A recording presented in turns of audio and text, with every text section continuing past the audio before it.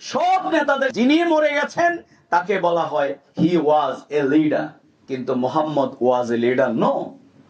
ব্রিটানিকাতে বলা হয়েছে যে Muhammad is a leader until destroy the world.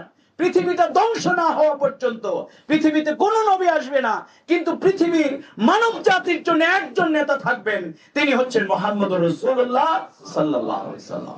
আমরা জেলখানায় গিয়ে যখন সে জল্লাদদের সাথে দেখা হয়েছিল, জল্লাদেরা বলেছিল সব ফাঁসির আসামিদেরকে জোর করে ধরে টেনে নিয়ে ফাঁসির মঞ্চের দিকে আমরা নিয়ে যাই, আর আপনাদের নেতৃবৃন্দ আমাদের আগে আগে দৌড়িয়ে ফাঁসির মঞ্চের দিকে গিয়েছে।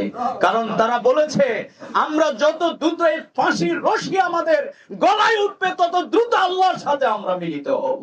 যারাই আজকের এই সমাজকে পাল্টাতে চায়, তাহলে সবার আগে সেই দল সেই মানুষগুলোকে সততার দৃষ্টান্ত স্থাপন